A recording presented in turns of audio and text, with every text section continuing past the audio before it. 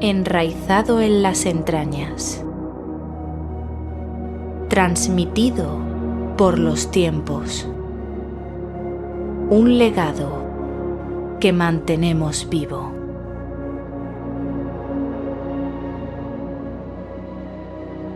Esto es Folcast.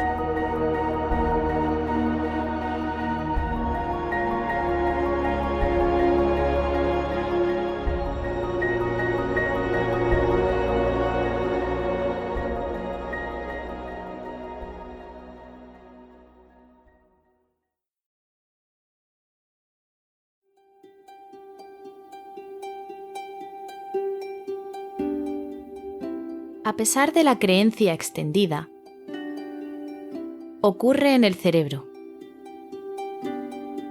Este sesudo amigo nuestro se activa, segregando un cóctel de sustancias llamadas neurotransmisores,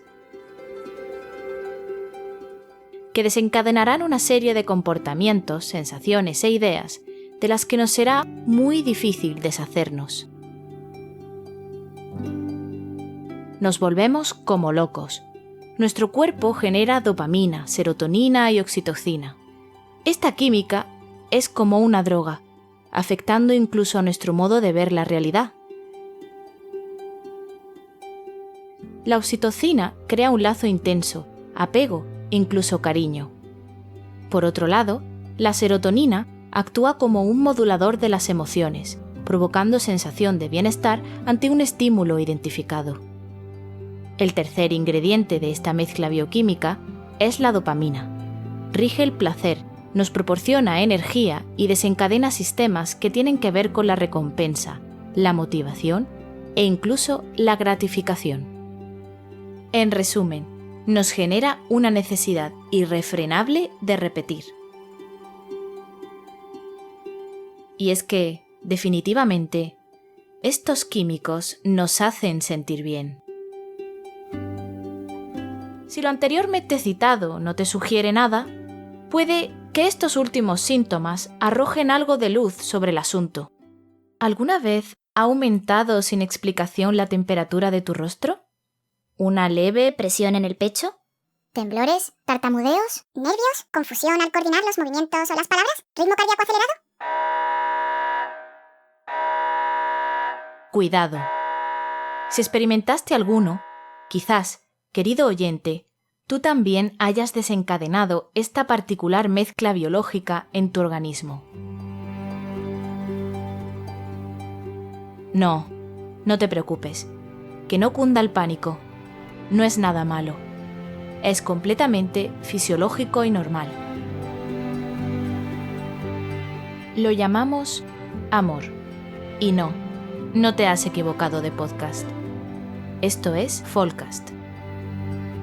La historia que traemos hoy está íntimamente relacionada con este fenómeno universal que impregna sociedad, arte, literatura e historia.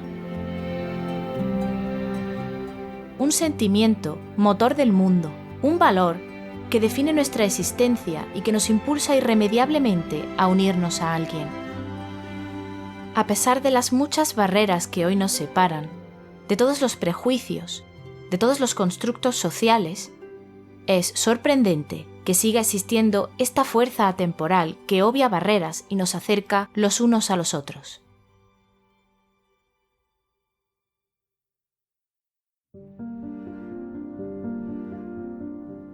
Pero, ¿qué es el amor? Seguro que este concepto abstracto sugiere ideas diferentes dependiendo de cada persona. Los últimos avances científicos en la llamada bioquímica del amor demuestran que posiblemente sea un proceso más racional de lo que siempre se ha sugerido que es. Puede que resulte algo frío hablar del amor en estos términos, pero, al fin y al cabo, somos un fabuloso entramado de células, un organismo inteligente, una criatura que pugna por la supervivencia. Desde el punto de vista de la psicología, el proceso de enamoramiento responde a una evolución social del instinto más primario de apareamiento. se encuentra por debajo de los sistemas cognitivos o emocionales. Es algo básico e inevitable. El amor, más que una emoción, podría ser una motivación, una socialización del proceso de búsqueda de pareja, con el objetivo de perpetuar la especie. Sea un proceso más o menos instintivo, sea un sentimiento o una reacción química, es cierto que es común en todas las culturas. Lo llevamos en nuestro interior y se ha interpretado, expresado y vivido de diferentes modos según la época. ¿Cómo sería enamorarse en la prehistoria? ¿En la antigua Grecia? ¿En la España de la Guerra Civil? Desde los albores de la humanidad se han contado historias de amor. Se ha hablado de un modelo establecido de cómo interactuar con el ser amado e incluso se han clasificado diferentes tipos de amor. Nosotros hoy, querido oyente, vamos a viajar a Teruel, en concreto al año 1217, en plena Edad Media, para contarte una historia de amor muy especial. Para mostrarte una leyenda que hoy día sigue viva y que cada año se conmemora con grandes fiestas en la localidad de origen de estos enamorados, popularmente conocidos como los amantes de Teruel.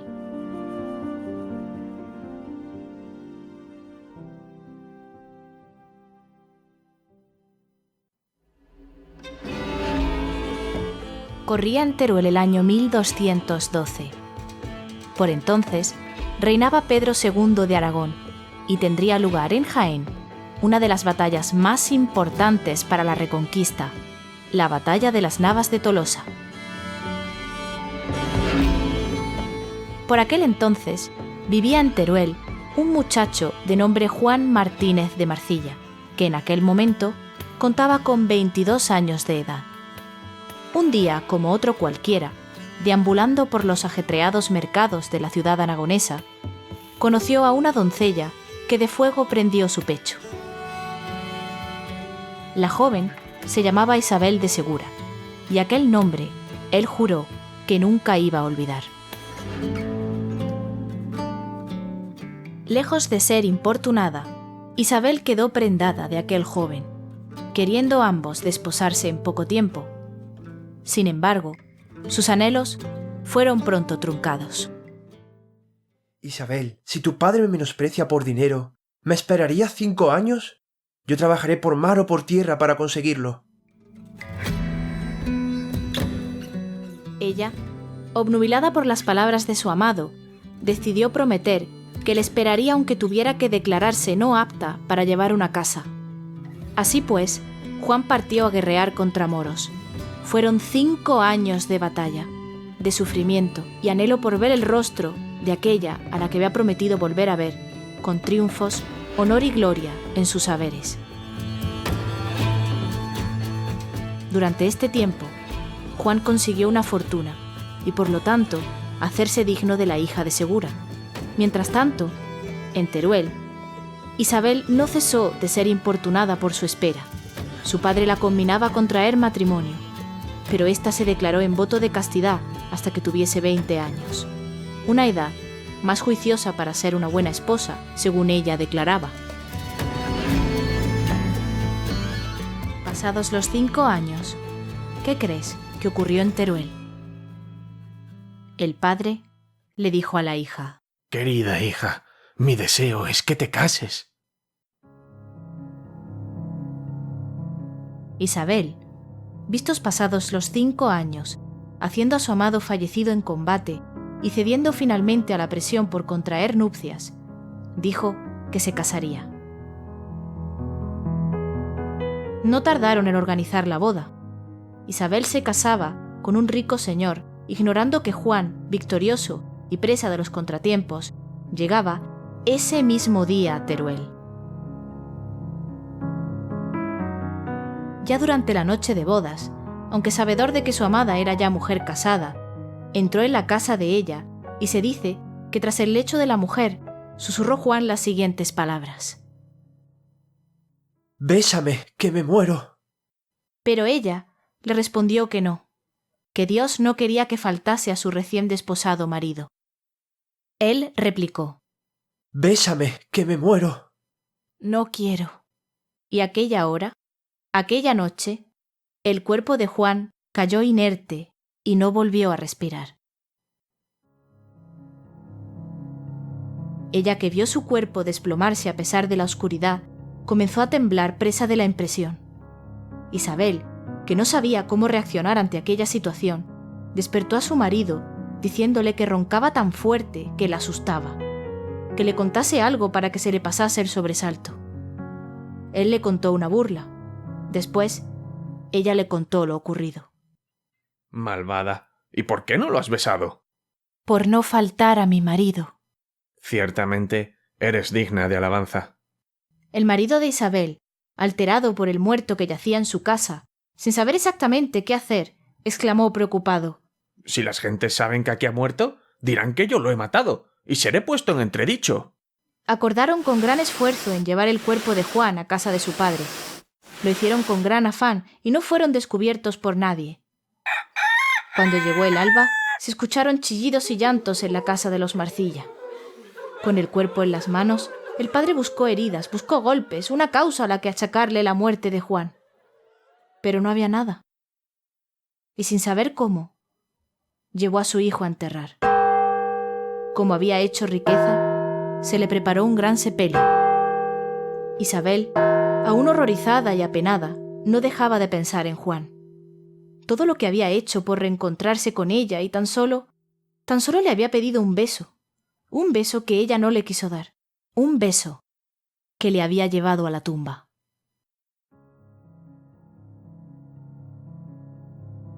Así que, presa del dolor y queriendo saldar una deuda descorazonadora, decidió acudir al sepelio. Se fue a la iglesia de San Pedro, donde celebraban el funeral por el alma de Juan Marcilla, y las mujeres que allí había se levantaron honradas ante su presencia. Ella tan solo se preocupó de ir hacia el muerto. Le descubrió el rostro apartando la mortaja, y ella le besó con tanta intensidad, con tanta fuerza, con tanto deseo, que ahí fue a caer muerta, igual que Juan cayó la noche anterior. Las gentes que veían que Isabel no era parienta y aún descansaba sobre el fallecido, fueron a decirle que se quitase de allí. Pero ya no vivía. Descubierta la tragedia de Isabel, acudió su marido. Él contó a todos los presentes la historia de Juan e Isabel, tal como Isabel se la había contado. Decidieron darle sepultura juntos. Lo que no pudo estar unido en vida, lo estaría en la muerte.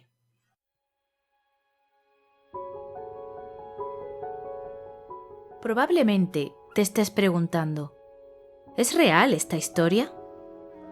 Cuando se trata de los amantes de Teruel, nos movemos siempre entre la historia y la leyenda, entre lo sagrado y lo profano, lo oral y lo escrito. Sin lugar a dudas, la literatura romántica aporta la mayor contribución a la consolidación y propaganda de este relato que comenzó a difundirse fundamentalmente de manera oral. Para ofreceros esta historia, hemos consultado un documento del Archivo Histórico Provincial de Teruel, el llamado Protocolo Notarial de Yagüe de Salas. En este protocolo datado de 1619 se copió la historia de los amantes de Teruel, que había sido encontrado escrita en un llamado papel de letra antigua.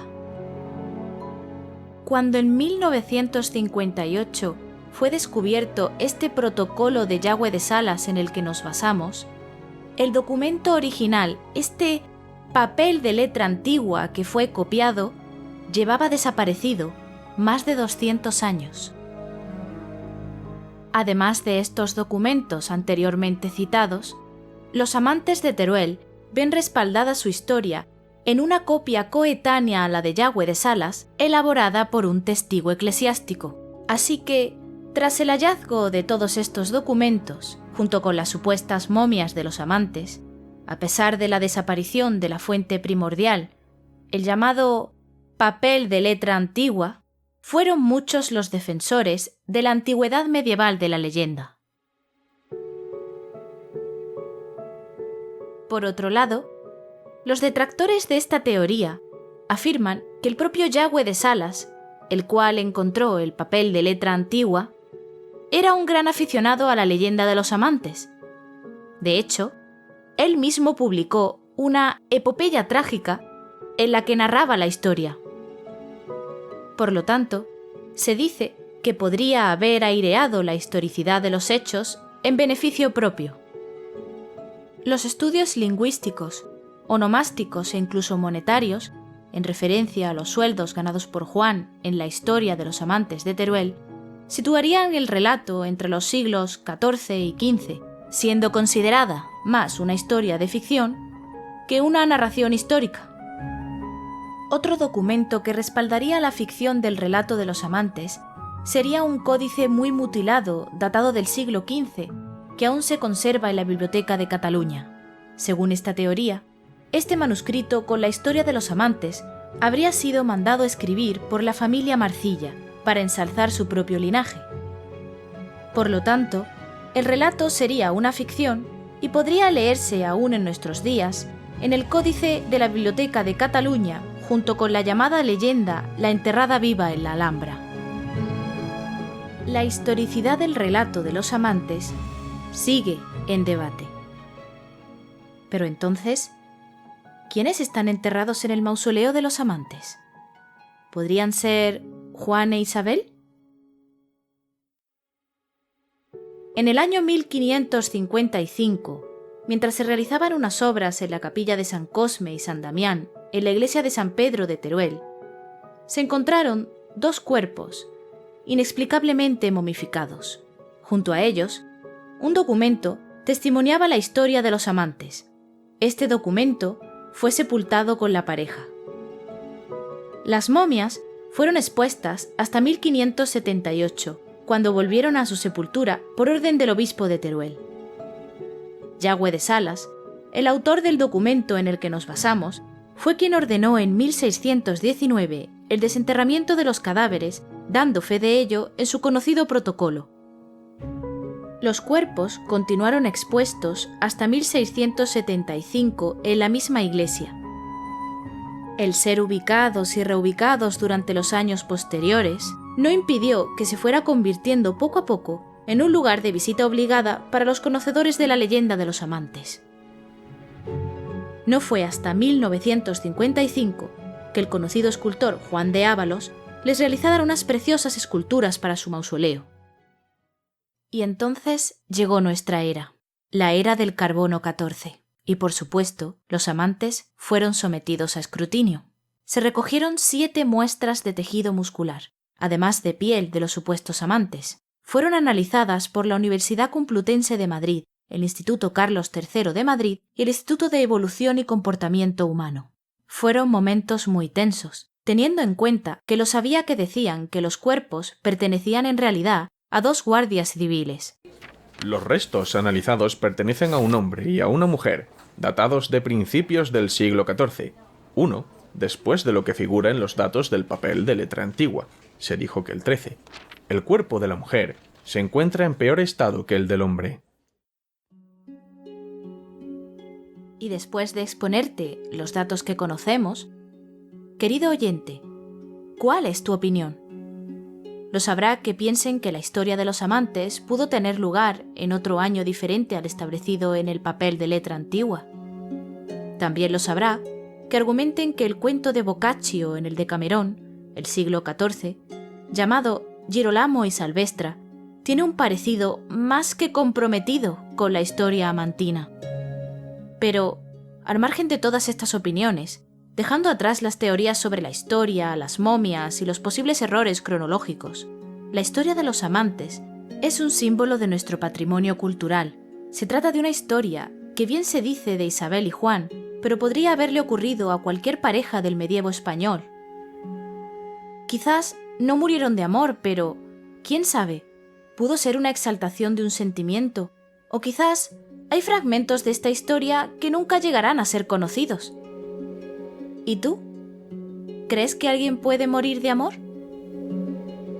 A continuación, desde Folcast, hemos querido añadir un poema de Robert Louis Stevenson que creemos conserva esa intensidad del amor cortés entre Isabel y Juan, y que esperamos disfrutéis.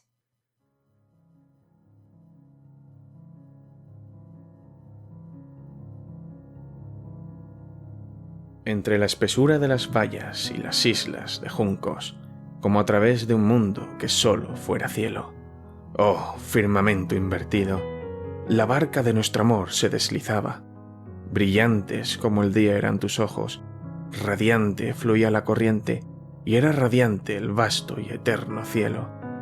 Cuando murió la gloria en el dorado crepúsculo, resplandeciente ascendió la luna, y llenos de flores al hogar regresamos. Radiantes fueron tus ojos esa noche. Habíamos vivido, oh amor mío, habíamos amado. Ahora el hielo envuelve nuestro río, con su blancura cubre la nieve nuestra isla, y junto a la lumbre invernal John y Darby dormitan y sueñan. Sin embargo, en el sueño fluye el río y la barca del amor aún se desliza. Escucha el sonido del remo al cortar las aguas, y en las tardes de invierno, cuando la fantasía sueña en el crepitar de la chimenea, en sus oídos de viejos enamorados, el río de su amor canta en los juncos. Oh, amor mío, amemos el pasado, pues algún día fuimos felices, y algún día nos amamos.